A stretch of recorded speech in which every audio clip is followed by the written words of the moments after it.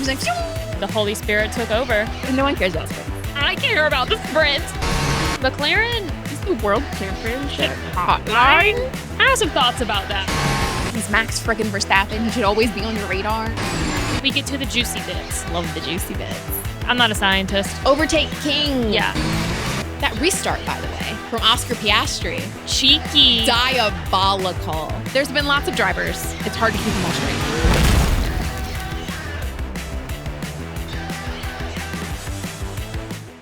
And we're live. I'm Anna. And I'm Jessica. And this is Where Are You Yelling? Welcome back to another F1 race review. Today we are talking about round 7 of the 2026 Formula One season, the MSC Cruises Grand Premio de Barcelona-Catalunya at the Circuit de Barcelona-Catalunya. Ayo. Yeah, it's the same thing. It just says it multiple When I times. typed it, I was like, when I was doing the next race teaser last time, I was like, Is this correct? yes. And I was like, when do I say Grand Prix? But it was Grand Premio. That was the Grand Prix. Yes.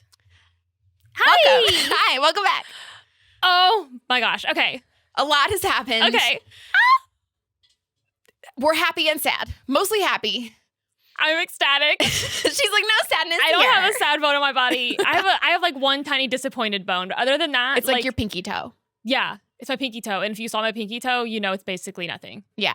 It's literally just a nub. So, guys, we are going to talk about our podium. Mm-hmm. For the record, it is the first all-British podium since 1968. Crazy. Our race winner was Lewis Hamilton, George Russell, and Lando Norris. But the most important part of that sentence was Lewis Hamilton won. And it wasn't because anybody wrecked. He did it on pure merit, which is impressive. I mean, to be fair, he did benefit from a safety car. Yes. But I think he was already positioned and the strategy put him in a position to take advantage of it. And it just helped. I think there have been arguments about whether he would have still won with or without the safety cars. And I am in the camp that he still would have won. I'm in the camp that he still would have won because before the safety car deployed, he was already gaining more seconds of his time. Yes. All he had to do was get like a 20. He was already at 15 seconds at that time. And he was like gaining a second or however much a lap. He still would have had flying. He still would have eventually had the gap he needed to pit again because he was going to have to pit again. Yeah.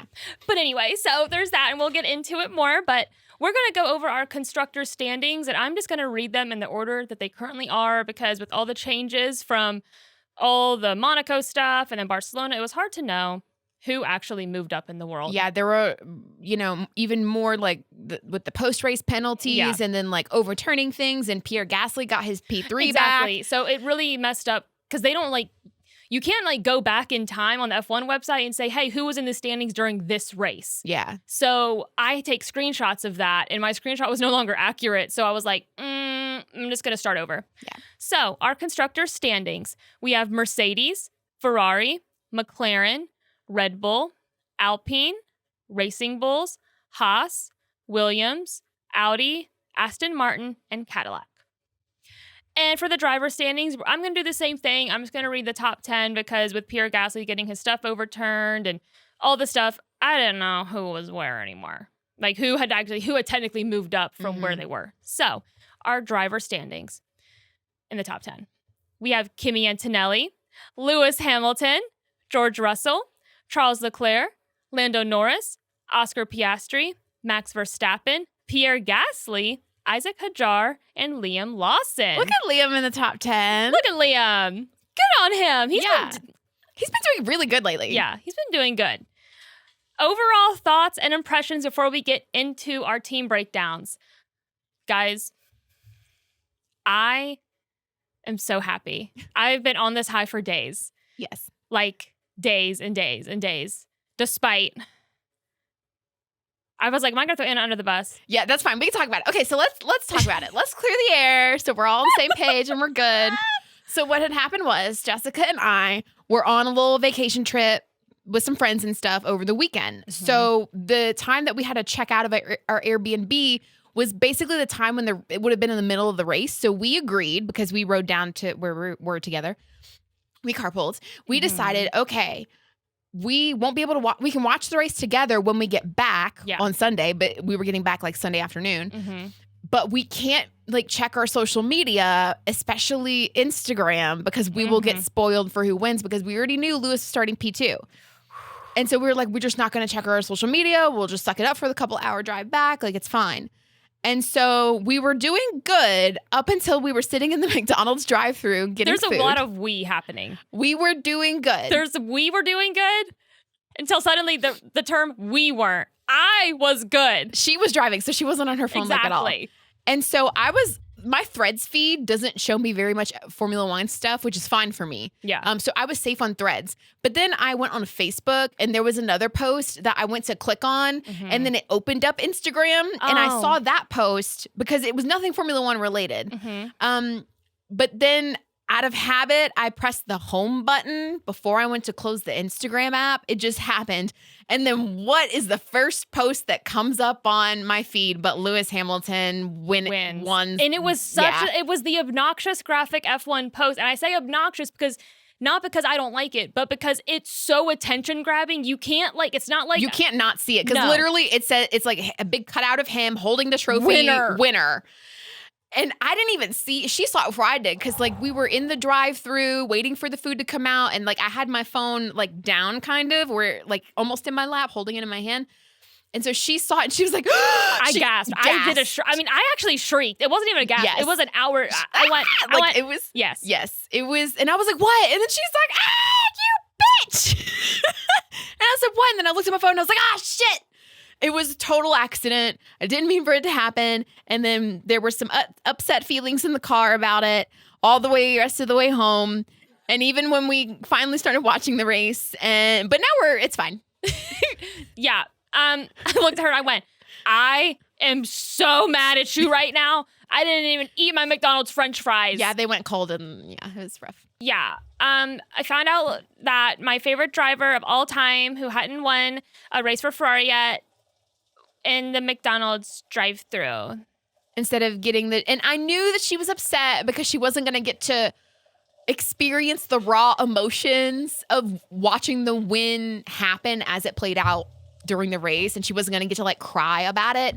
She still teared up. I still cried, but it wasn't as intense. And I felt very bad that I took that away from her. But it was an accident. So we just have to get over it and move on. Do you hear that? We have to accept what happened. It was an accident that we made a pact to not get on. And then do you know? Do you know the worst part I didn't mean. The worst part is this bitch wasn't on her phone after that.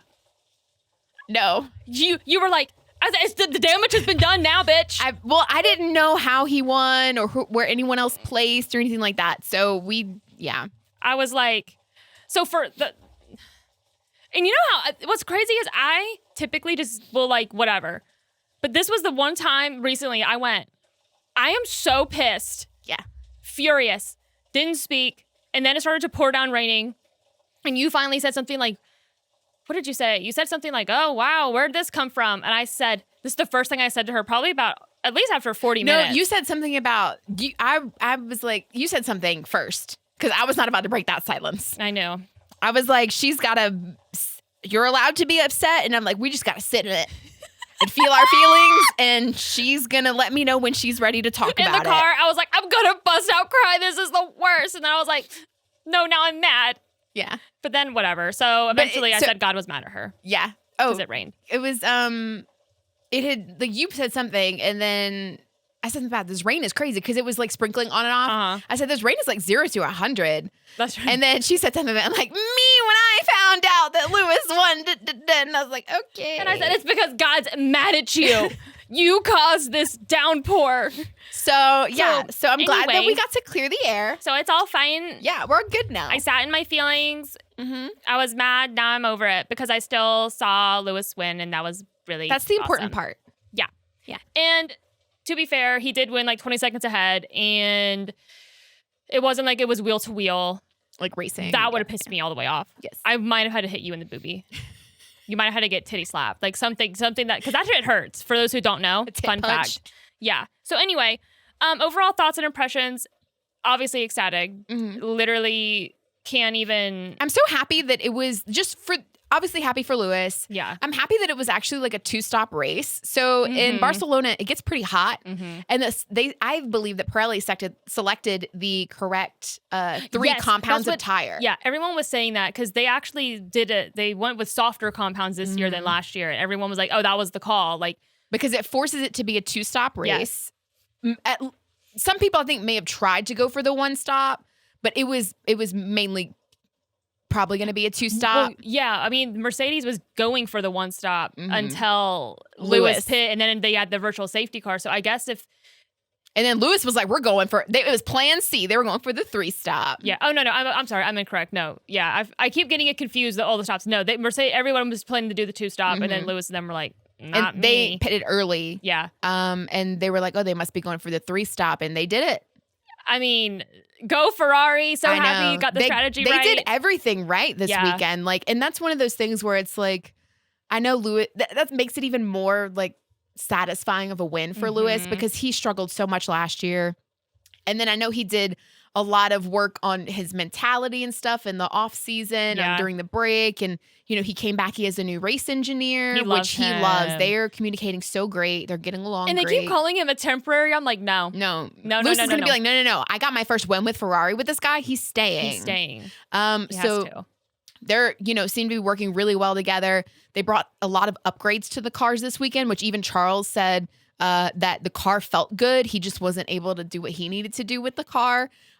Which don't worry. No, we'll get don't worry. It. Ferrari's who we're talking about first. Yeah. So, I mean, it seems like, and then Ferrari finally got the strategy call right this time. I mean, everything just culminated in the perfect, everything just working together just right. And then Lewis got that win, and he was on fire this weekend. No, literally, it was crazy. He was like a man possessed. Like you know, you've said before that Toto, I think you mentioned what Toto said when he was like, you know, Lewis may have had a rough time basically last year, but I've always said if he's got the car to do it and he's feeling the car and he's in the right mindset, you can never count him out, basically. Yeah, that was this. It was I think it was this week. I think we talked about it I think we were in the car actually this weekend. So yes, Toto said that. I think it was, I don't know if it was after qualifying or if they were just being asked about going into the weekend because of Lewis having those double podiums back to back. And so, Toto called it. And it was really nice to see, like, everyone's so happy for Lewis. Even the people that were battling him directly for the win and stuff like that during the race. Kimi was, like, the first one that ran up. It was precious. Well, he did, you know, crash out, so he was able to be there. That's true. He had the time to walk over there. That's true. But instead of being mad...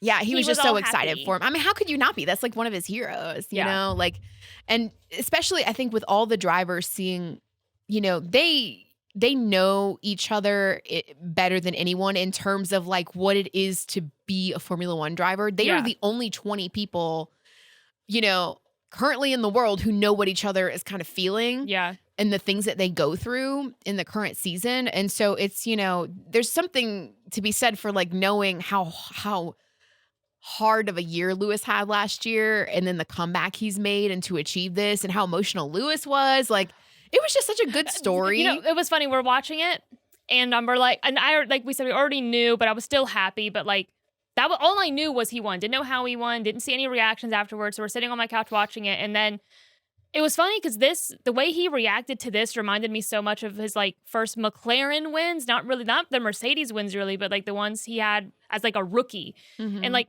he like gets all emotional while he's in the car, and he like almost curls up and like puts his like hands to his helmet or whatever, and I was like, I'm done. Like, I'm good, literally gonna like cry. if his helmet wasn't there, his hands would be like he was his eyes like this from crying. It was just like, it was just beautiful. Yeah, it felt like you once described Lewis as sunshine, and it just felt like the sunshine was everywhere. Everybody felt the clouds rays. Parted, and the sun came back out after the rainstorm, and you're just like, oh, it was beautiful. It's joy. It's like pure joy. It was like, how could anybody watch that and not just be like, this is amazing. It's like, it's moments like that we live for as spectators of sport. Yes. No matter what sport it is, it's the, you know, the person, the comeback, the underdog, you know, calling a 7-time world champion an underdog is crazy.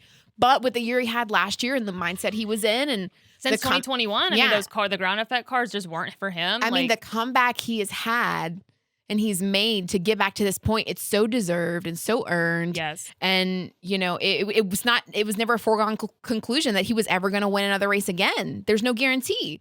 And so it's like this sort of moment in sport is what we live for as fans. It's when the racecraft and the strategy are good and the race itself is good, combined with the epic storyline of Lewis winning. Like, all of it is just like beautiful. It's just, I can't even. No, it was just nothing. My feed has been nothing but that. I'm like repost, post, don't care. Like, and that's going to be my personality probably for the foreseeable future. Yeah. So with that, we will jump into our team breakdowns. I'm going to, for once, introduce, just because I'm like, if I talk about anybody, it's going to be this man. Everybody else, whatever. So we're going to talk about Ferrari first. We have Lewis Hamilton finishing P1. This was Hamilton's first win with Ferrari, his 106th career Grand Prix victory, extending the all-time record he already held at 105 wins. It was also Ferrari's first win of this season. And with this victory, Hamilton becomes the oldest Grand Prix winner since 1970 and the only driver to win with McLaren, Mercedes, and Ferrari. And just like Michael Schumacher, his first Ferrari win came in Barcelona. And another weird fact, every team that was represented on the podium, Lewis Hamilton has won for. Yeah. Nuts. Literally all the records, either breaking his own or breaking other people's records. Like, you just can't. I mean, they don't even need to come up with a script for the F1-2 movie. Yeah. F1-2. So, like, this is it. Like, just take this, and that's all you need to do. Mm-hmm. Like, let me tell you something right now. Let's just take 1 second. Drive to Survive.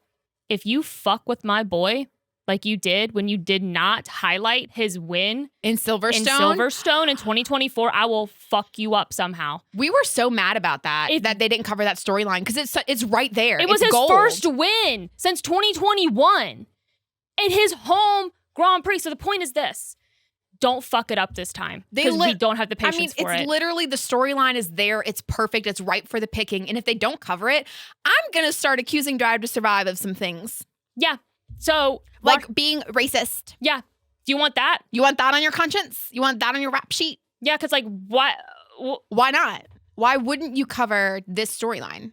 So if you don't, I just won't watch anymore, actually. I mean, you were so happy to cover how Lewis, made the announcement that he was moving from Mercedes to Ferrari. And they really loved comparing Lewis to Kimi. You were dogging Lewis is what you were doing. Yeah. And so if they don't, I'm going to have some strong words. I'm going to be pissed. Like, it might be the thing that makes me not want to watch Drive to Survive if they don't cover it. Yeah, no, exactly. I'd be like, nope, we're done. We're done with you. Goodbye. So that being said, Lewis went for the 3-stop. Mm-hmm. I mean, was he the only one? I don't. Honestly, he was remember. Like the only one I paid attention to. Yeah, that's true. So fair enough. That being said, he started on the soft tire.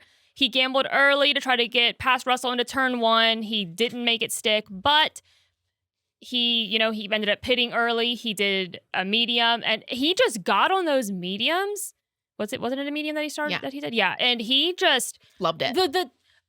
That was a good tire for him. But it was like, we were sitting on the couch watching, and we're just like, he's gaining like a second a lap. It was inhuman. Or 2 seconds a lap. Like, it was crazy. It was like insane speed. You would look at and see, and I think at one point he was like maybe 20 seconds back. I'm not quite sure exactly, but it was a lot. He was pretty far distance back. And then like you look up a minute later, and he's like gained 2, 3, 4 seconds. And it was every single time he was gaining. And it was like, literally, we're like, oh, Lewis is on the hunt. He is a shark. He is going for it. And we're just like, it was so good. It was just like we've said last episode, we've never gotten to see like the Lewis Hamilton like in a live setting. Every single thing we've ever seen has already happened. So like seeing Lewis like at his prime. At his prime, right? Yeah. So it's like seeing him go last in a race to first or whatever, or just seeing these sick overtakes he's done. All of that's happened in the past. So seeing this happen, like seeing this pace and currently this aggression, just all of it was just like, fuck. I could have I could just keep eating it up. Yeah, it's and I think I mentioned this in one of our previous episodes too, where like I can appreciate the history that Lewis Hamilton has had as a 7-time world champion. Yeah. And I can appreciate that he is one of the greatest the sport has ever seen. Yeah. But there was a bit of me when I first started following Formula One that was kind of like, well, what's the hype? Like, I haven't seen it firsthand as I'm following the sport or watching the races. Because remember, and don't come for my throat, remember that I didn't start paying attention to Formula One until like 2020, 2021. Yeah. And I didn't start watching races live until we both started watching, and that was in 2023. Yeah. Because we started our... And so this is after, Lewis and Max battled out in 2021. This is when Lewis is, on his sort of decline with Mercedes. So I never really got to see, and he was, in his sad boy sort of like era. Oh, that was rough, dark times. Yeah. And so I never really got to see it. And I was kind of like, well, what's the hype? Like, I get people love him. And I was more, and we have an episode about this where I talk about more of like, okay, I get why people love him from the off-track stuff. Yeah. Talking about like his personality and like the causes he's really interested in and invested in and promotes and works with, and all his other things that he does away from racing, like, and how just good of a person he is and all that. And I was like, okay, I get it. I can see why people would really like him. But the racing I just hadn't seen. Yeah. And so to be there now to see it, I'm like, okay, I can see how you can see purely on his racing and what he does on the track. I get it. I get how you can be like, that's my guy. That's my driver. Yeah. Like he said, he's having to remind everybody. Yeah. This is a message for the fan that yelled at Lewis Hamilton to remember who you are. Thank God for you. Like, we were all thinking it, but like you had the opportunity. You took it. You yelled it at him. And let me tell you something. That man has not forgot it. He has referenced it. Almost every race this year. I mean, just... You can tell, you can even see in that video, if you've seen the clip, which I fortunately was blessed for it to come across my feed earlier today. If you can see in that clip where Lewis, he's just, talking to the fans and signing some things, and the guy yells it at him. And you can see Lewis, like, in the moment sort of like process it. Yeah. And like, he's like, wait, and kind of like he got struck by lightning almost. Like in that moment, he was struck. And he was like, and then he looks at the guy and he's like, thank you. Thank you. Yeah. And he was like, reaches out to him and stuff. And then he walks away from that, and you can see him kind of thinking about it. And he really took that and ran with it. Like, that is, I guarantee that's like his personal motto, like his mantra. I wouldn't be surprised if he gets that tattooed on him somewhere. Literally. And listen, if we can find this man, I think everybody can agree he should be up in that Ferrari garage at least once. Literally. That man. For life. Like, you get free paddock passes for life. Just, you had the opportunity, you did it, and you resonated with him. So it was just love you. Love you for that. I'm a fan of you, whoever you are. I really need to know who this person is. I know. Who is this person? Remember they found the kid that was the Charles Leclerc kid? Leclerc. Yeah. Leclerc. We need to find him. Where are all the sleuths? Let's find him. Yeah. Internet people, do your thing. Come on. Because we need to see him. I need to see him at a GP in that Ferrari garage because he deserves it. That was awesome. Love you for that. So anyway, so Lewis killed it. I mean, like we talked about at the top of the episode, a lot of people were, I think the majority of people think he would have won without the virtual safety car. Some people don't. I'm of the camp, like you said, I think he would have. His pace was he just had great pace. He was on a different plane of existence to everyone else on that track. The car was speaking to him. The tires were speaking to him. I mean, he was doing good on the softs. He jumped on those mediums, and I mean, he came to life. Yeah. And then the hards bye. It was gone. over with. Sayonara. Yeah. See you later. It was insane. And then he did get the virtual safety car, so he got to pit for free. The timing worked out so perfectly. I think it was the second one. Was it the first one or second one where he came out in front of George? It had to be. I think it was the second one. When did we get a second? Who was the first one? Did we only have one, the virtual safety car? No, there was a virtual, and then there was two. Were there not? Hold on. Y'all, please Pause. bear with me. I have horrible memory problems sometimes. Or was it maybe just a yellow flag? Or he just pit early? He pit early the first time he pit. And then under the virtual safety car, because your pit stop's only 13 seconds then, because the whole field is forced to slow down. He had the gap of 15, 16 seconds at that time. So he came out right in front of George when he did it. So, and then I think that was the only safety car we had. But we thought we were going to get a safety car with Charles, but we didn't. Mm-hmm. But yeah, and then, I mean, he was gone. He won by almost 20 seconds. But yeah, I was thinking specifically of the moment where they just timed the strategy so perfectly where they call him in, they do a perfect pit stop. Beautiful. I mean, he gets back out on track. Comes out just in front of Lewis right as the safety car was ending. So this must have been the final one. He literally comes back out right in front of George. Yeah. Because what had happened was Lewis had already passed the pit lane, like right as the virtual safety car was coming up, and he was on like turn 3 or 4 when it happened. So if he was gonna try and pit and get that advantage of the safety car, he was going to have to do it. He had to go around the track a whole nother time, and hopefully the safety car was going to stay for the whole rest of the lap so he could get that 13-second pit stop instead of what it was like the 20 or 30-second one. And so there were only virtual safety cars. Yeah. Was it 2 or just 1? I'm trying to see. So basically, he he had just missed the pit window when the virtual safety car was called. It was around turn 3 or 4.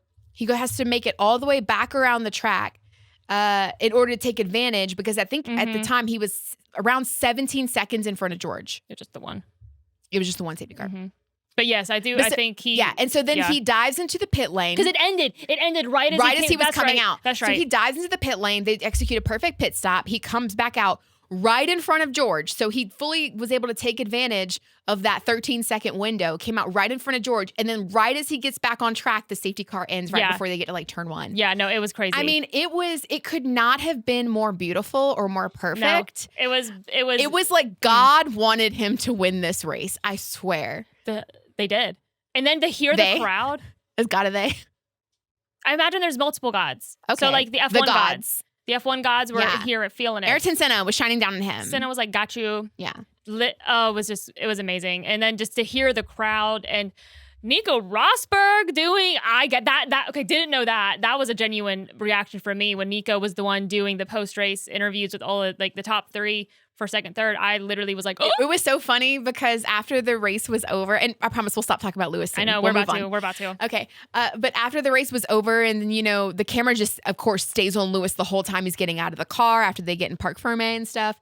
And so like as he's walking to go, greet his team, and then he has to go do his weight and stuff, he passes by somebody and she is like, is that Nico Rosberg? I clocked it. Like it was like you see the blonde hair and the jacket. It's like it's like a blur of him. Lewis is moving so fast, past him. And she's like, is that Nico Rosberg? And then you were like, oh, is he doing that?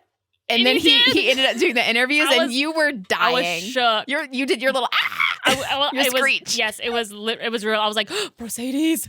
And then crazy. It's so funny that he got to be the one in that moment to do the interview with Lewis. It's nuts. Yeah. Their whole relationship is so crazy. It's like, it's one of my Roman empires I think about all the time. Because I'm like, what the fuck? It's crazy. I wonder if we should do an episode about, would people be interested? Yeah. If we did like a breakdown of like the timeline of the Brosadies. Let us know. I think that would be a good one. Yeah, tell us in the comments if you want us to do something like that. We could definitely do something like that during the summer break. For maybe. Sure, that would be good. That would be fun because I'm very interested in this lore. We will do that. Yeah. Let us know if that's what you want to see. I kind of want to do it anyway. Yeah. But we would love to. We might just do it anyway, but please encourage us in the comments. Yes. And even if one person is like, yes, please do it. And then that's fine. That's all I need. That's all the push we need. Honestly, one comment makes me so happy. Yeah. So we'll talk about your boy now. We'll leave. Okay. Well, moving on from Lewis, I'm sure we'll mention him at some point again in the episode, but we got to talk about everybody else. There are 21 other drivers. So it's time to move on from just Lewis. It's going to be really hard, so don't be shocked. This is not a fun segment for me personally. No. For those who don't know, I don't know how you possibly couldn't, but if you're new here, Charles Leclerc is my guy. He is my driver. He chose me. I didn't choose him. And he has been having a rough go of it lately. He kind of, a couple seasons ago, we like to joke and refer to him as Sad Boy Charles. He's back. When he's back. He was happy. He was like, okay, boy for a little bit. Now he's just Sad Boy again. And it's really upsetting and distressing. And so I guess we can go into our fun fact for Charles is that not so fun fact. This was Charles Leclerc's second race in a row without seeing the checkered flag. He had a DNF again. This time it was because something happened on track where like the car snapped. Yeah, and then it was a power steering. So that he had a power steering issue. Something with the hydraulics, or maybe the hydraulics caused it, but either way, yeah. He had a power steering issue and he went off into the gravel. And then I think that may have caused some of the hydraulic issues, maybe. Did the gravel fuck him up? I don't see. I had that question too when I was looking at it. I think there's something because the hydraulic issue could cause the power steering to stop working, I think. So I think whatever he did, whatever happened on gravel didn't happen. That wasn't why. Yeah. No, he just so went he off. Had a problem. He had a power steering problem, went into the gravel, and that was basically it. He couldn't recover from that. And he was so close. No, he was so close. Was it like the race total was 66 laps and he made it to like 63? Oh, yeah. He was like 3 laps away. Yeah, he was almost there and he was running in P4. No. I don't remember where he was. Wait, he was fighting on. with Max. Yes, he was fighting with Max. I was like, yeah, he was pretty up there. Yeah, he was P4. He was close to a podium. He was either P4 or P5 because he was fighting with Max most of the time. Yeah, and and he did have issues in qualifying. Yeah, that was so uncharacteristic of him. He's a great qualifier, but he just threw it in the wall. That's one of the reasons I love Charles Leclerc is because he is such a strong qualifier. I did hear someone say that, and it was on, I think, one of the F1 broadcasts maybe, or it might, it might have been P1 Matt and Tommy, because I was listening to some of their stuff. But somebody said that over a single lap, Charles Leclerc might be the fastest driver on the grid right now over a single lap. If he's got the car and he's feeling the car, he might be the fastest driver on a Saturday. He's a great qualifier. Yeah. I mean, and that's probably where he's the strongest, because when you when you qualify well, it puts you in great position to then do well in the Grand Prix. And so he may not be the strongest driver over a whole race, but his qualifying helps make up for some of that. Not to say that he isn't, he's my favorite. Listen here, don't come for me. He's a strong driver. He's like, I'd argue one of the top 5 drivers in Formula One right now. I think so.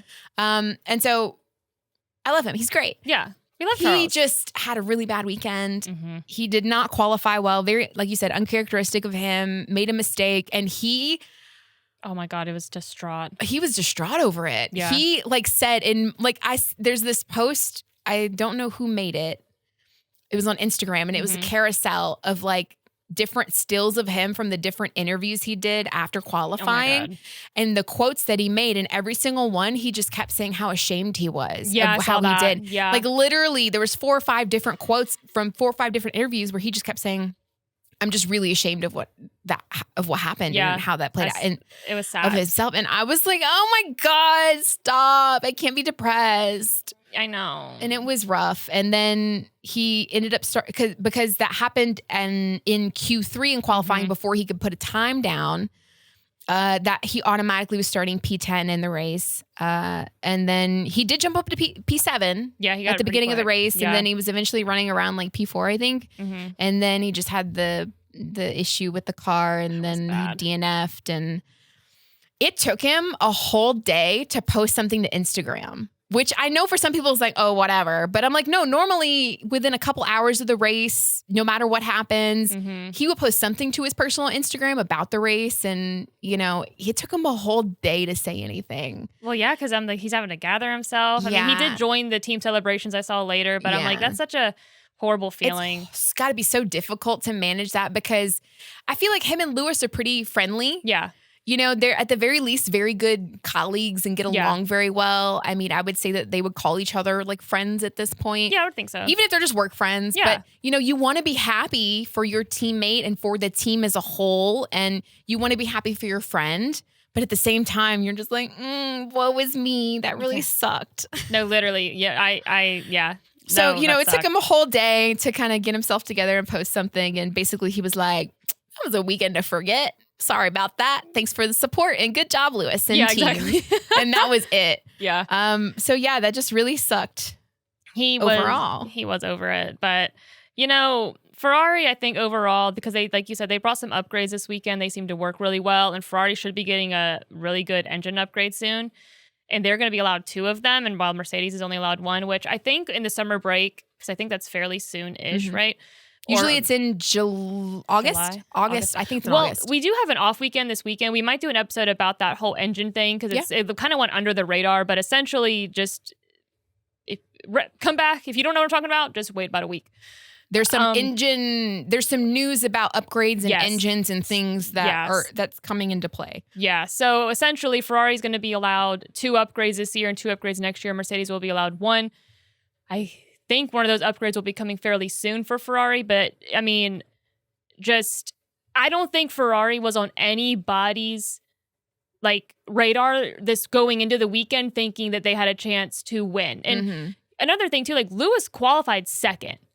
He was so close to getting pole. Yep. And I don't think anybody saw that coming whatsoever. And I don't know, it's a great shakeup. I'm hoping that it's momentum that continues. I know Ferrari's feeling really good.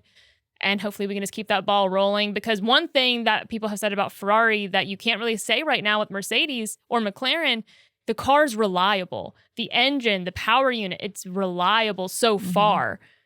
And the Mercedes power unit issues that we're having across McLaren and Mercedes is there a deeper issue going on here? Because I know someone was saying, sometimes it's how you install it personally, because how McLaren's installing their Mercedes power unit is different than how Mercedes is installing their own power unit. But it's interesting, though, that we've had 2 teams so far, and maybe I haven't even paid attention if Williams has had power unit issues or not, because they use Mercedes. Or Alpine hasn't had any that I'm aware of so far. But I mean, to see if this is a trend throughout the season. And that's the problem I think you run into when you have so many teams that are what we call customer teams. And for those who don't know, there are certain teams that obviously make their own power unit, like Mercedes makes their own, but they also will sell to other teams, and those teams are called customer teams. So they don't make their own power unit; they buy from another team, from another manufacturer. Yeah. And so this is what happens when you have so many customer teams that are all buying the same power unit and the same engine from the same manufacturer, is that you, I think, run into these problems where several different teams are running into the same issues versus if there's more diversity amongst the different manufacturers and power units that they're buying and purchasing from and whatnot. I think you may run into still problems, but different problems, and you may not be seeing the consistency of problems. So no, it's because half the grid at this point, I think half the teams are on Mercedes. It's a lot, and the other half are running their own. Yeah, Red Bull has their own. Yeah, that's true. Cadillac has their own. Audi has their own. I think Audi has. Yes, because Audi's one of the power unit manufacturers that was voting on the regulations. Yeah, you've got Mercedes, McLaren, Williams, and Alpine are using Mercedes engine or power units. We've got Ferrari, Haas, and Cadillac are using Ferrari power units. Okay. And Cadillac is developing their own, I believe. That's right. We talked about that. And they want to start using that. Is it next year or maybe 2028? Yeah, we did talk about that because Audi's the one using their own, isn't it? Audi... Yes, enters as a new works manufacturer following takeover of Sauber. Okay. Honda is being used by Aston Martin. And then Red Bull Racing and Racing Bulls are using the Red Bull powertrains. Yeah.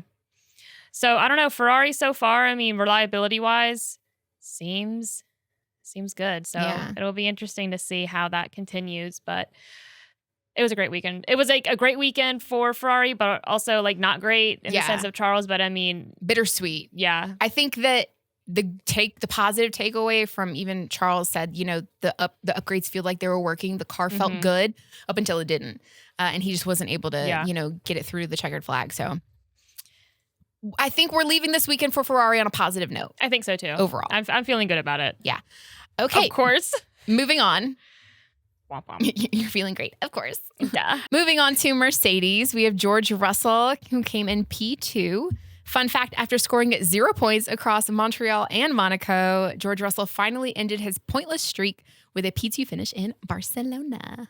I said George was going to be on the podium. I don't remember what our predictions were. My prediction was that Antonelli would get pole and that Russell would get second, and then they would go into turn 1, and then somehow there'd be a racing incident, and Antonelli would DNF. I did say Antonelli would DNF, and I said Max would be fighting to avenge his child, and that Max would be on the podium. But I said George Russell would win.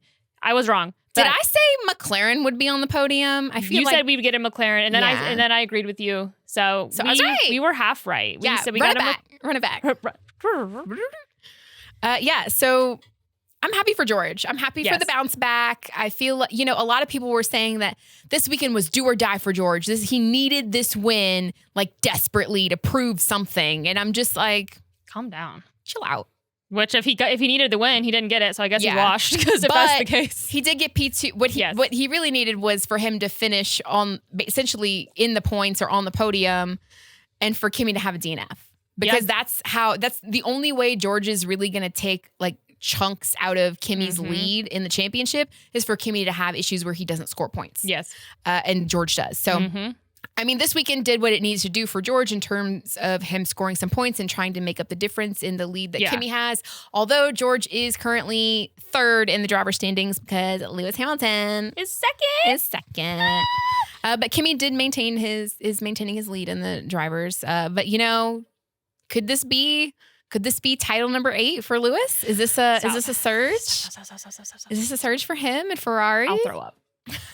Literally me, yes, immediately 100% it's happening, but I'm like, chill out. It's like don't chill out. This is what Ferrari does. But they've never had Lewis. They pump you up and you jump on the Delulu hype train and then you're severely let down. So I would love for that not to be the case this time. Maybe honestly. It won't. Maybe, I don't know. Maybe we'll see, but yeah. Okay, back to Mercedes. Back to George. Yeah, back to George. We keep talking. This is like how much it's like we're Toto Wolff, where he's just like he's talking about his other Mercedes children. When we're talking about Mercedes, and we just are like, there's George and blah blah blah blah blah. Yeah, I'm sorry, George. And don't forget George Russell. So yeah, I mean George had a solid race. Yeah, it was fine. It was just the strategy I think that let him down. Well, he did in fact. Kimi Antonelli did get the pass on him, and he didn't fight that well past. I mean, because Kimi was second until his failure. So I mean, really, George is second because Kimi DNF'd. Yeah. Which, to be fair, it's not like it's a criticism or anything because he was also fighting with Kimi in Montreal, and then he had his own engine failure, and so I mean, sort of just levels the unfairness of the reliability at this point. But, I mean, George, he had a solid race. Yes. Him and Kimi were battling. I mean, he was still able to maintain his position to take advantage of Kimi's DNF. So there's something to be said for that.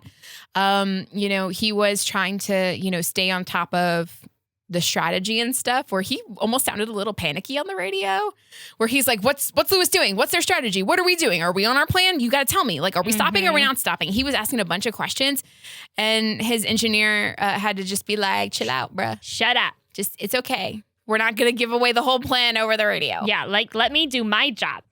Thank you. Yeah. And then, obviously, we mentioned Kimi Antonelli's DNF. That ended his 5-race win streak and marked his first non-podium finish of the season. Womp womp. Yeah, he ran P3 early in the race, stayed in the front during the fight. Late in the race, he closed the six-second gap to George Russell, passed him in turn 1. He looked set for P2, but then had a power unit issue. And it was bad. Yeah. I don't know. It was disappointing, but also, I don't know. I feel like I was not happy to see Kimi DNF because nobody wants that to happen. I do feel like it evens out what's been going on at Mercedes for a minute because a lot of what George has been dealing with hasn't always been his fault. So, and he's mentioned that too in interviews and stuff where he says, it just feels like I've been really unlucky. Yeah. And something to note that it isn't in here, George Russell did say they didn't do something to the front wing. And that was also because, I mean, you could look at this and go, oh my God, Kimi closed that gap to George super fast, then overtook him, which is, it's fair because it did happen. But there was some setup wrong with George Russell's front wing. And he did note that in one of the interviews. And so, I mean, aerodynamics matter in Formula One. So. Am I remembering correctly? Was it Kimi? Somebody had a front wing issue where it looked kind of crooked on the front of if you're looking at the car, it was the left side of the front wing and it looked kind of like it was bending a little. And then eventually I think it just kind of like part of it snapped off. I think it was Kimi. I don't think we ever found out how that happened. Yeah, I believe it was Kimi. Yeah. So no clue how that happened in his car, but I mean, Mercedes overall, Yeah, I remember watching the race. I was wondering if he would get some sort of penalty or something for driving the car in an unsafe condition. Because sometimes that happens if you have part of your car like breaking off during the race and you continue and don't go into the pit lane or don't pull off to the side immediately, you can get a penalty. So I remember thinking that, and then he had the power unit issue, and I was like, well, that doesn't really matter now. Yeah, and I know we were wondering if he would get a puncture because of where that was happening that's true. too. So, yeah, I mean, Mercedes, it wasn't their best weekend, but it wasn't a bad weekend. Yeah, but it doesn't match the rest of their weekends. They've built up a big enough gap at this point in the season that they can afford an off weekend, but it can't keep happening. Like, don't let this be a trend. Otherwise, you're going to, or let it be a trend. Let it be a trend. And you'll see Mercedes taking a step back, and Ferrari, if they continue to go forward, things could change. Exactly. That'd be great. All right, moving on to McLaren. We had our Lando Norris in P3. Good for him. Yeah. I was happy for Lando. Me too. He did a really good job just he basically, he didn't have the pace necessarily to pass Kimi and George, but he stayed in the fight. So if there was a mistake that either one made or they fought with each other, he was going to be there to take advantage. And he was there to take advantage. Yeah. So, I think Lando had a great weekend. I think he did everything he possibly could have done with the car that he currently has. Yeah, they asked him in his post-race interviews, what more does McLaren need to do to start challenging for wins and be on the top step? And he basically said, we just have to do more. Yeah. He's like, we're making improvements, and I'm very proud of the team and all of us for putting in the work, but we have to do more. We have to work harder. We have to get faster. We have to get a strategy better. Everything across the board has to improve if we're going to take the fight to Ferrari or Mercedes. Yeah. Overall positive, I think, for McLaren, though, because we also had Oscar Piastri in P5, solid finish. He's been so anonymous this season. Haven't really heard much about him. It's crazy to think that at this time last year, it was just Lando, Oscar, Lando, Oscar, Lando, Oscar. And now it's just like non-existent. Yeah. And that's one of those things where last season, there was a lot of talk about, you have to be in the right car at the right time in your career to ever get close to sniffing a driver's championship. And last year with McLaren was the right car and the right time for Lando and for Oscar. And it just ended up being Lando, and it wasn't Oscar's time. And there's a chance that Oscar may never get the opportunity to be within sniffing distance of a championship again. Nothing is guaranteed. Yeah. And it's one of those crazy things to think about. Yeah, it is crazy. I think Oscar is going to be a world champion. He has the skill, no doubt. And if we keep getting if we can get the reliability issue fixed, and then, he can get comfortable in the car, we can see these upgrades come. Oscar Piastri is a force to be reckoned with. For sure. He has such He's one of my top 3 drivers, of my personal favorites. Yeah. So I love him. No, and he has just such great racecraft. So I'm maybe he has a never say die attitude where he just will not give up. Yeah. he's like an Iceman 2.0. If you don't know who Iceman is, that's Kimi Räikkönen, who just always kept it nice and cool. Yes. But he's anonymous for now, but I think that I could see that changing. Yeah, for sure. But at least McLaren is back on the podium finally. Yeah. That was a little sad. It was a little crazy to not see that, and to just see all the issues they were having after being the constructor winner and then having the drivers championship with Lando with them. And so, it's kind of nice to see them back up there, because otherwise it's kind of just almost like you're in this Twilight Zone. We were like, what happened? Where am I? This is so weird. What's going on? Yeah. Now let's talk about Red Bull. Red Bull had a solid weekend. Yeah. We had Max Verstappen in P4, Isaac Hadjar in P6. Max sort of just was in his own little world the whole time. He fought with Charles some, but other than that, there wasn't that many dramatic things in the race. But Isaac, on the other hand, dropped the ball at the start. Isaac had himself a weekend, y'all. No, it was bad. He started P6. Oh, at the start, drops to P14. At the start, going it's over with. Yeah, he had wheel spin off the line, which is a driver error, is it not? Yeah, well, yeah, because he's just, you're not timing your start, your acceleration right with letting off the. It could have been because of the grip. It could have been what was the tire prep on the I guess I say that's not necessarily it's not a car failure. It's not a car failure, or not getting because they have a start sequence they have to do. Prior to the light going out, lights going out. So that's definitely a driver error. Yeah, I'm assuming, I would think that would make the most sense. But I mean, but thing with Isaac is, and we were saying this, you had mentioned it when we were watching the race, like he's just known for overtaking in these crazy spots. And he was, if outside. Doesn't matter where he is on the track. He's going for the overtake, whether it's a traditionally like done place on the track to make an overtake or not. Like, cause you know, obviously there are certain parts of a track where it's going to be easier to make an overtake than on others.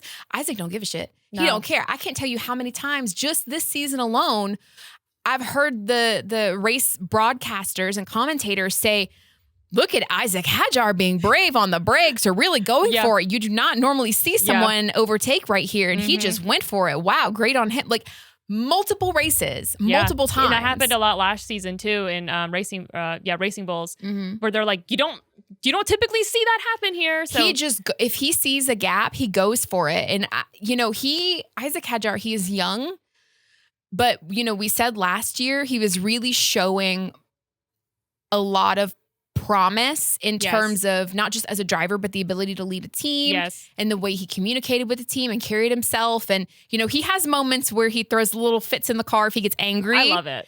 But I kind of love it because it's how much he cares. It's the passion. It's the drive and the belief in yourself, and then there's nothing wrong with being disappointed in yourself if you fuck up. Like, no. I totally am like, no, reflect on what happened and do better. And he does. Yes. I mean, and he is somebody to watch out for. You know, everyone loves to say, oh, this person's a future world champion. Isaac this person's Hadjar. a future. No, he 100% is. He 100% is. 100%. He has the mentality, and his racecraft is already so good. He's only going to get better the more experience he gets in Formula One. So he is 100% someone to watch out for. 100%. Like, and he has been the most competitive person in the second Red Bull seat that we've seen in a minute. And I love it. I love Isaac. So, but he did great. So he ended up finishing P6. I mean, of course we could talk about what his race could have looked like if he didn't drop, you know, all the way to P14. But either way, a great recovery drive. I mean, he made up those places relatively quickly. Yeah, he was making up fast. I mean, it was great. Yeah, and again, like you said, there's no telling what he could have done in this race. I mean, could he have had a true podium this race if he had kept his P6 start? Yeah, I mean, because he had great pace. So I mean, I'm not. Could we have seen him battling Max on track? Because Isaac did a 3-stop strategy. So I don't know. Max did too, though. But I would be interested to see if Red Bull would let Max and Isaac duke it out on track. I don't know. We'll see. I would love to see that. Yeah, I don't know if they would let them, because they have very clearly established Max as their number one driver, you know, many seasons ago, no matter who's in the second seat. But if Isaac is taking it to him, I mean, would Max welcome the challenge? Because I know Max likes to say his favorite races are when he can get the lead in front early and just cruise to the win. I don't believe him when he says that. I think that his favorite races are when he has to work for it, because it's so much more satisfying. Yeah. So I wonder if he would like relish that opportunity to go wheel to wheel with his teammate. He would probably like enjoy it afterwards. During it, he would be like, he would be cussing up a storm and be like, what are we doing? What the fuck is this guy doing? Yeah. No, that would be, you know what? It's been a minute since we've had some Red Bull contention. Bring it back. Yeah. Bring it back. Come on. I say that as like, I literally love Max, by the way. Like, Max is my other driver. Love. But I definitely, this has proven to me though, no, Lewis is it. Lewis is your number one I've been sure. saying like, no, there's literally no doubt. Like none. On your zero. team, Lewis is the number one driver. No, literally, yeah. If I had two cars, like Lewis is number one. Yeah. Not even because I'm saying one's better than the other, but because I'm biased. Yeah. So they talked to team principal Laurent Mekies after the race, and he said that they need to find around 4 to 5 tenths in their pace to fight for wins, which isn't too far off. I think if anyone could do it, Max can find 4 to 5 tenths. Well, see, Max can find 4 to 5 tenths without any upgrades. So imagine what they can do if they get them. Yeah, for real. So, yeah. So solid weekend for Red Bull. Agreed. All right, let's talk about Alpine. Double points? Yeah. What? That's the second time. Yeah. Okay. Alpine, we said at the big, and we've said multiple times now, but before the season started, we did some preseason previews for the teams, and we said Alpine was going to be front of the midfield. It was supposed to be them and Haas. Yeah. So lo and behold, Alpine is the front of the midfield. And I will say, that this season is the midfield is going to be really tight. I think they're going to be the most competitive, yes. because when you have when you have 4 teams that are running at the front of the field as opposed to 3, we've got 4 front of the field teams that are fighting for, that's 2 drivers each. That's the first top 8 positions basically already taken out of the top 10 when you can score points. We've got Mercedes, Ferrari, McLaren, and Red Bull. They're almost guaranteed to be in the points. Yeah. And so that just means that the fight for the other 2 point scoring slots in the top 10 is going to be so tight. And so the midfield race is so contentious. I'm kind of surprised they didn't consider, I don't know the points history in Formula One, so I'd have to look this up. I feel like, adding Cadillac, now we have 11 teams. It almost makes you want to extend it to like the 12. top 12 would get points, because you're just extending another team to have to, it's just like you said, these top 4 teams are almost guaranteed to get in the points. Yeah, and so you've got 6 other teams that are battling it out for 2 spots. Like that just feels a little like, it also doesn't make the midfield battle as interesting, because I like the idea. I like the idea of every single position on the grid gets a point. At least one. I wouldn't mind last place getting a point, just because that could be the difference between some of these people are literally 2 or 3 points separated. Some of these teams are 2 or 3 points separated, but when you're outside the points, it doesn't matter if I'm Williams and I overtake Racing Bulls from P14 to P13. Yeah, it doesn't matter. But it does matter more if I was fighting for something. So it's like, maybe they'll revisit it one day. Plus, it would be incentive for drivers and teams to finish the race. Because if you DNF for whatever reason, you're not getting a point. You only get a point if you finish the race. Yeah. So I think if you finish the race, you should get a point. Yeah, you finished. Thank God. You finished. And I mean, again, that rewards reliability. It rewards staying on the track and completing the race. I mean, even if you want to get in the nitty gritty and say, you can only score a point if you finish the race and you're no more than 2 laps down from the race leader. Yeah, I guess that would be fair. Something like that, because we've had cars finish the race where I think it was Alex Albon was like 8. He was not classified, which we'll get to about that, but if you finish so far off the leader, maybe you don't get a point. But it's something worth discussing and considering. I think it would be interesting. And it rewards drivers for battling it out on track. Or even if you start with, you finish the race, you get a point, and then it goes up from there. I don't know. We could figure it out. Yeah. All right. We got it. But anyway, I think so. Yeah. So again, back to Alpine. Sorry. Sidetracked. But yeah, talking about Alpine, we have Pierre Gasly finishing P7. He started outside the points, but had stronger race pace than Alpine showed in qualifying. So he was able to push the car. And they swapped drivers when Gasly had more pace than Colapinto. Yeah, Colapinto wasn't happy. He was not, but he did it. Yep. Because that's what he's paid to do, is listen to the team. Yep. And then, Pierre Gasly was chasing down Liam Lawson and Nico Hulkenberg, battling and managed to get ahead of them. And he benefited from the VSC and late retirements to finish P7. So that's good on him. He did good. And then we mentioned at the top of the episode, I believe, but I just want to say again that, Pierre from Monaco, he crossed the line in Monaco, the last race, P3, but because of some penalties that he incurred during some pit lane speeding penalties, I think he got 2 of them. Yep.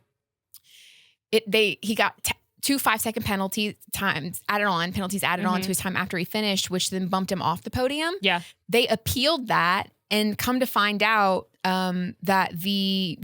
there was some conjecture that we talked about in our Monaco race review, but there was conjecture that there was something about the measurement or where they were measuring the end of the pit lane. Yeah. That was off, like something moved. And that turned out to be the case, that the point at which they were measuring, because they measure your average speed in the pit lane. And so the end point was further out than what it had been. It had gotten moved like centimeters out, but that contributed. Those centimeters matter when they're, pushing the button when they're supposed to. Well, yeah. Because even if it's like half a thing over or one. Yeah, you still get the penalty, which happened to Lewis Hamilton. He was like 60, I think the top average speed is 60 miles per hour in the pit lane. Yeah. And he was at 60.1. Yeah. Average speed in the pit lane. Crazy. And that's what caused him to get a 5-second penalty. Yeah. And so that change of that end marker sensor being off by centimeters, I think they said it was like 70 something centimeters. Crazy. That affected all those drivers. And so, when during the race, they're like, something's got to be off for this many drivers to be making this same mistake when it's very not a common error to make. Something's got to be off. And they knew. And I think it's just crazy how the drivers can know. They're like, oh no, I know where the end of the pit lane is. I didn't do this wrong. It's muscle memory. You just know what to do. They just sense it. It's like another sense that they have. And so they were, Alpine had the right to review. They appealed those penalties and they won their appeal because they brought all the facts. And other teams felt a way about it though, and Red Bull plans to appeal it, and I get why other teams feel a way about it. But. Yeah, so Pierre's P3 finish was reinstated, so they took away the penalties that they had applied to him. Those 10 seconds, he got his P3 back. But like you said, the other teams were upset about it because the rule in Formula One is if you are given a penalty during the race, if you pit after you've been given that penalty, you have to serve that time penalty when you pit. Which is where you pull into your pit box. No one's allowed to touch the car for that time. And then after you've served that time penalty, 5 seconds, 10 seconds, whatever, then they can change the tires, do whatever they need to do. However, if you do not pit after you've been given that time penalty, they just tack it on to the end of your time after you cross the finish line. Well, you also get a penalty, a drive-through, or because you didn't serve it correctly, right? Can't you get another penalty? That happens if they give you like a 5-second penalty. And then you go to serve it, but you serve it incorrectly, whether it's too short or you're not in your pit box correctly, or if a mechanic touches your car when you're trying to serve the penalty, you can get an additional penalty for not serving it correctly and have to do it again. Yeah. But again, that only happens in race. Yeah. So if you just don't serve if you never pit after you get the penalty, you don't get like another penalty on it. He had to have pit though, because he has 2 of them. No, he got 2 separate speeding infringement. That's what I'm saying. He had to pit twice, and he didn't serve it the one time, and he never got a drive-through penalty for it. How'd that happen? Because George didn't serve his, and he got a drive-through penalty, and he had to go drive on the last few laps. So, how did Pierre Gasly get 2 speeding penalties in a row and not get a drive-through and not have to serve it? That's a good question. Let us know. We're reviewing the facts. Good question. Yeah. But he was able to appeal those, and his P3 was reinstated. But the other drivers who did serve their penalties that they got for speeding in the pit lane were like, hold up a second, that's not fair. So yeah, basically, other teams are appealing that reinstatement that he got for P3. But all that to say, I'm very happy for him. Oh, he never boxed again. Remember they closed the pit lane, or they closed it so you had to drive through the pit lane during this under safety car. Oh, so he was speeding during that. So he was speeding in the pit lane during that safety car. So I'm assuming he pit once, probably got a penalty, and then during the drive-through of when they had to drive through the pit lane because there was under safety car, they were clearing something off the track, and they usually do that. They'll instruct the drivers to go through the pit lane to avoid that portion of the track if they can. Yeah, if they need to. I'm not sure if he got that would penalty. Make sense. Yeah, so he got one from there for sure. I don't know if he got both from there because I don't remember how long that lasted. So he could have gotten both from there. Maybe one was from just a regular pit stop, but that's how he got to. Okay. But yeah, all that to say, very happy for Pierre that he got his P3 reinstated. Happy for him to finish P7 this weekend. We've talked about before how Pierre Gasly is an underrated driver. For sure. Where I think he's capable of a lot more than people give him credit for because he hasn't quite had the car to do it. Yeah. But, Alpine's making some progress this season, and it looks like he's finally getting the opportunity to prove himself. So, I'm really happy for him. Happy for him, too. And then Franco Colapinto finishing P10, as we said. He originally finished P8, but dropped to P10 after a post-race time penalty for a yellow flag infringement. Yes.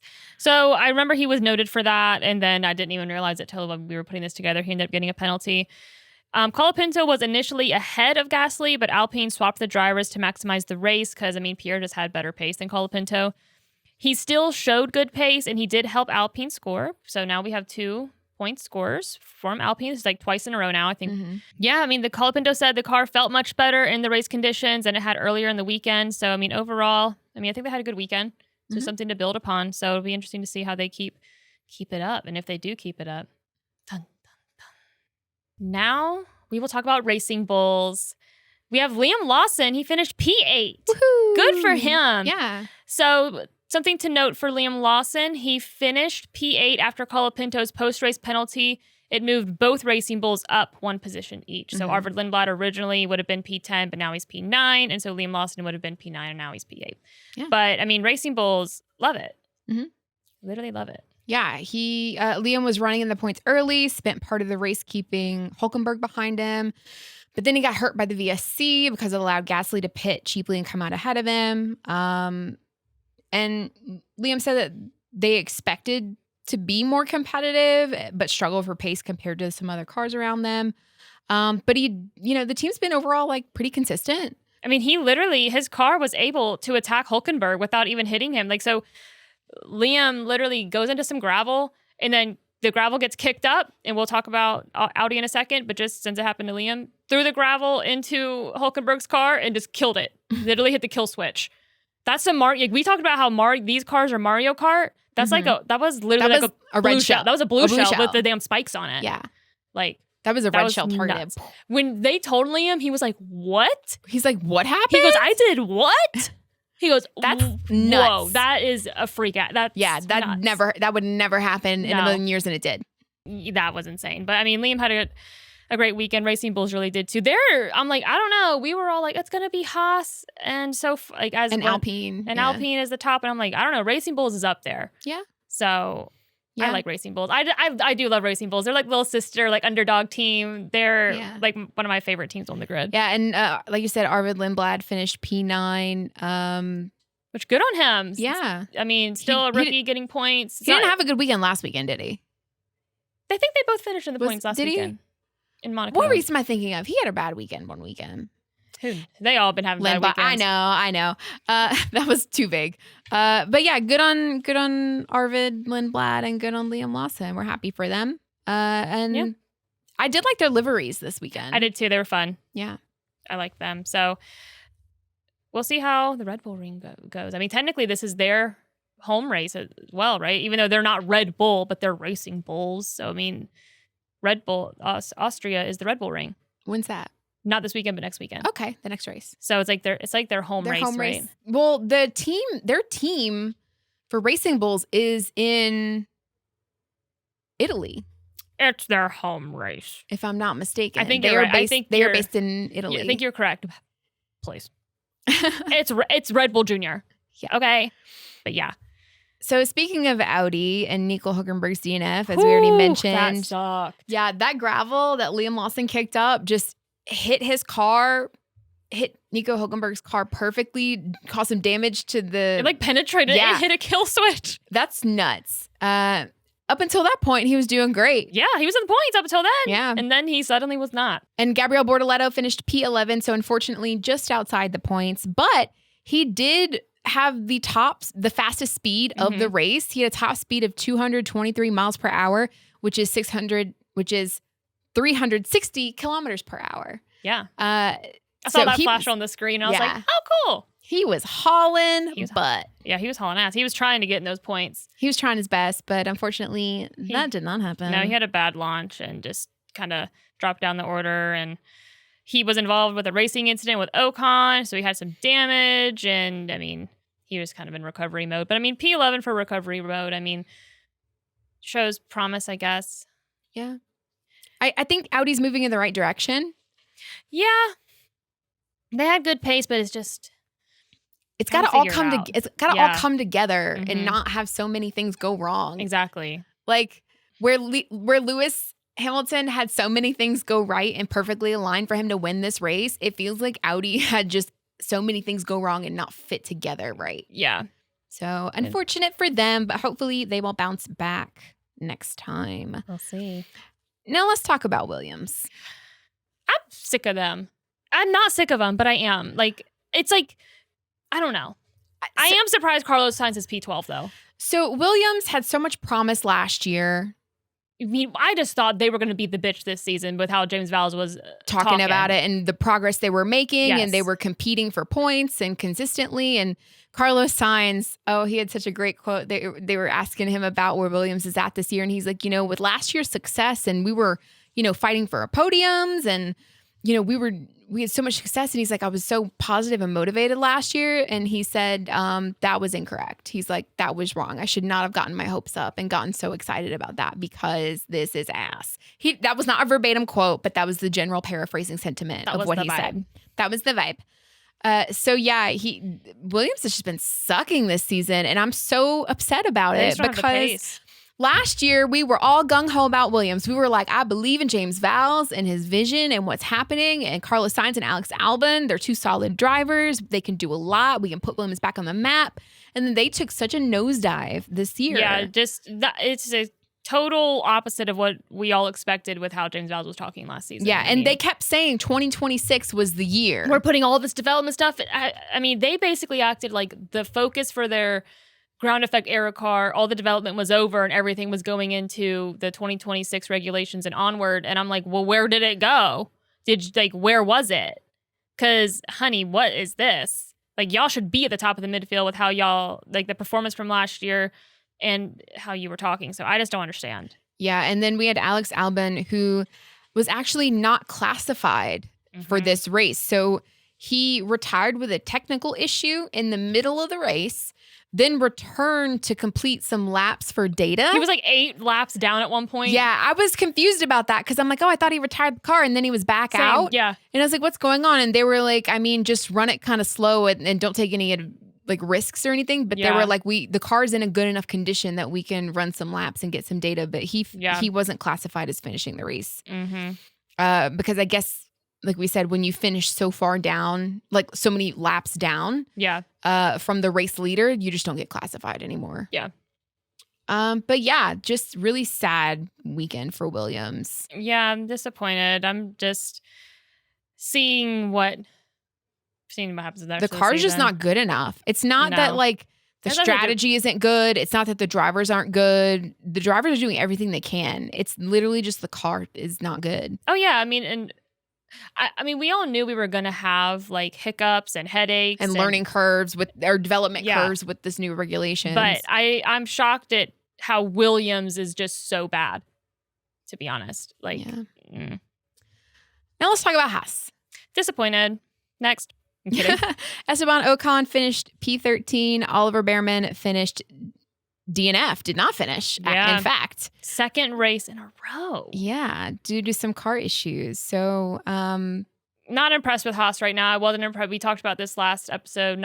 Was not impressed with Haas last race as well. Just very disappointed in them. They should be up there fighting with Alpine and Racing Bulls, and I'm not quite sure why so much pace has dropped off.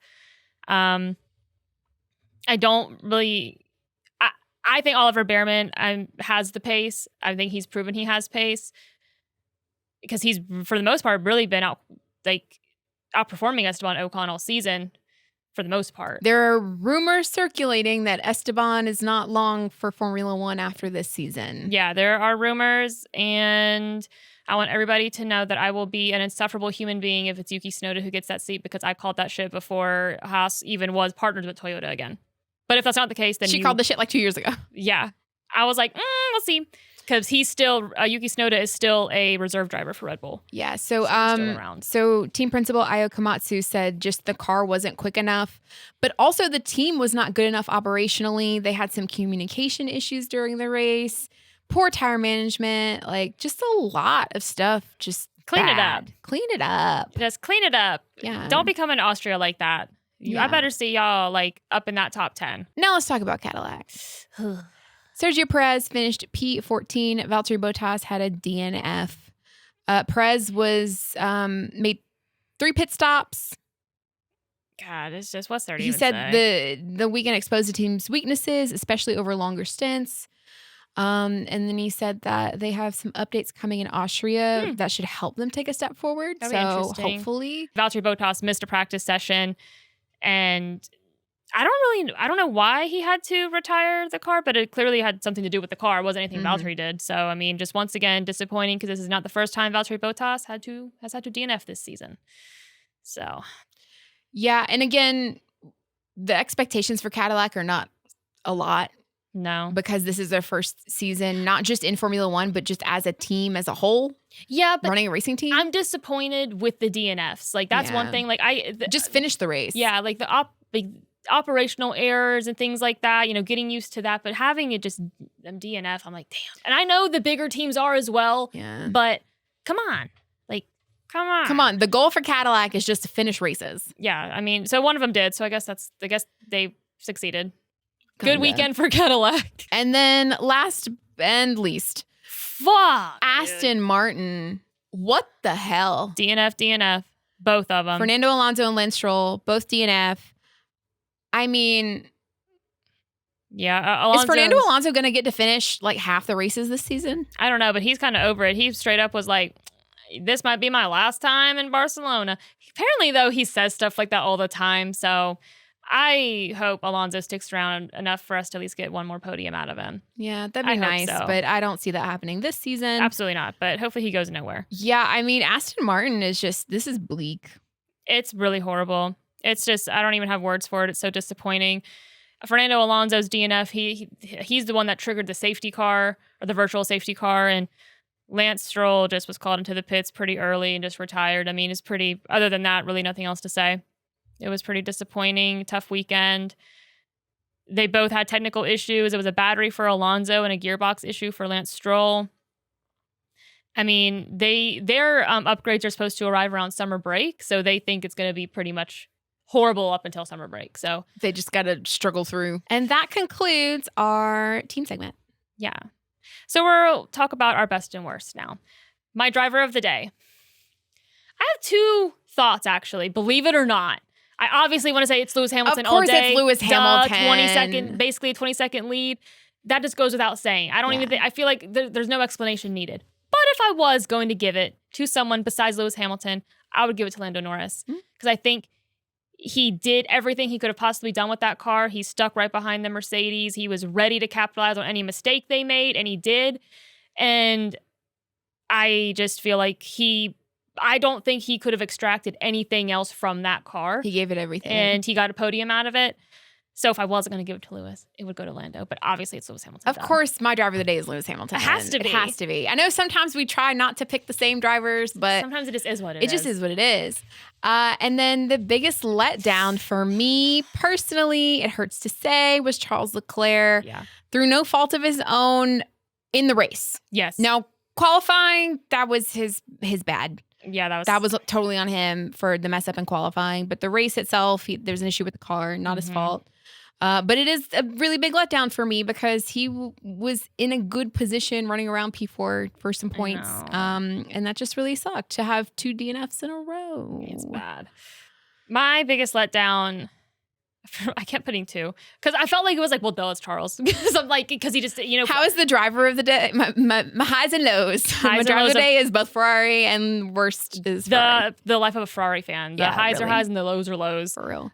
Yeah, my biggest letdown would either be Charles Leclerc or Kimi Antonelli. Nobody likes to see a driver retire because of technical issues. That's just so frustrating. Especially when it could have been challenging for a win. Yes. So, yeah, that's it. So really, the true letdown is the car reliability. Yeah. Because I don't know that anybody's driving has made me go, ugh. If I guess Isaac Hadjar screwing up the line was like, because that's his fault. The start. Of the race. Yeah, screwing up the start. But yeah, I mean, the reliability issues are just. Yeah, I think I noted during the race that it seems that every race we've had so far, there's an average of like between 5 and 7 DNFs. That's what it feels like, yeah. Which is a lot. Yeah. And again, it goes back got spoiled, though.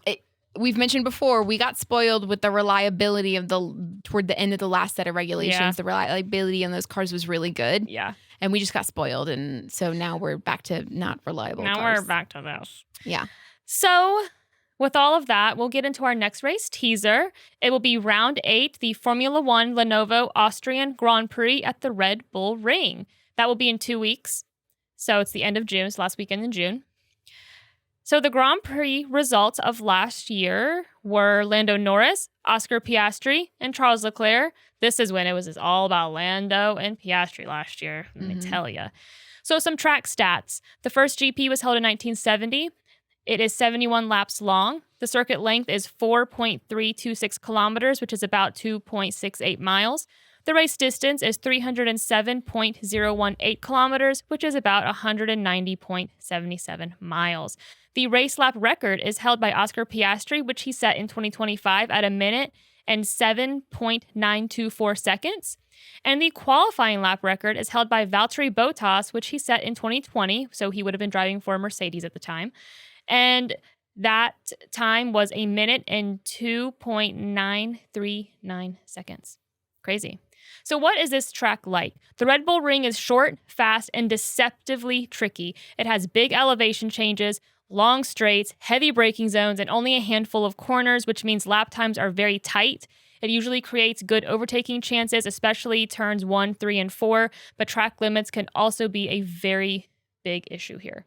So Kimi Antonelli, keep it in the line, because he was about to get in trouble for track limits in Barcelona. Sorry. And he was about to get in trouble for track limits in Barcelona.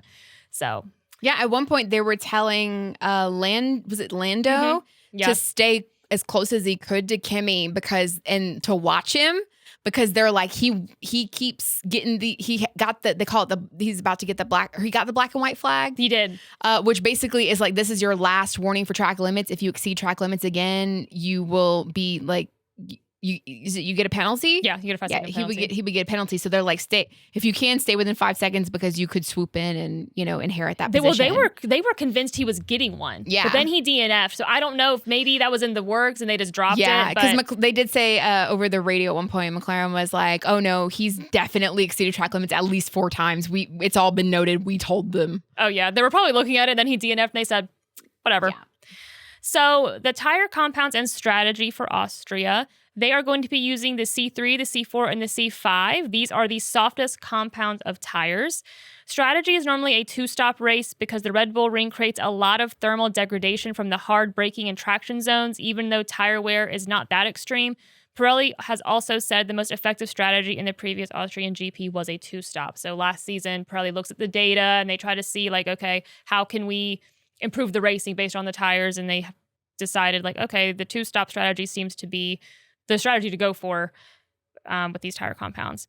A 1-stop can be possible if temperatures are cooler, degradation is lower than expected, or a team is protecting track position, but the safer, stronger race plan is going to be a medium to hard, or medium, hard, medium. We'll see. So I would expect probably a 2-stop unless like maybe there's like weather involved. But Now, can we overtake? Yes, we can. It is usually one of the better tracks for overtaking because the lap is short, fast, and has several big braking zones.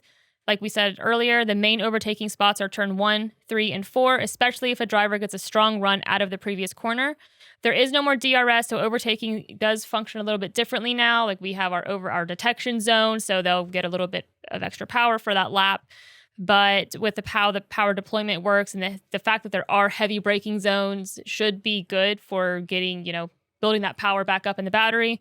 So we'll see how it works. So how suited is it for the 2026 regulations? It should suit them, actually, because it rewards straight line speed pretty effectively, the braking stability, traction, and energy deployment.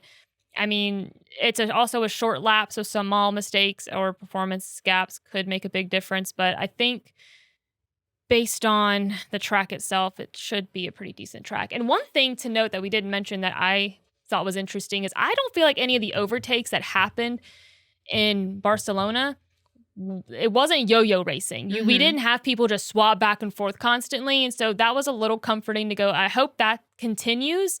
Because as much as it might be fun for us to watch, at the same time, like I do want to know like who's in the better car and who's the better driver.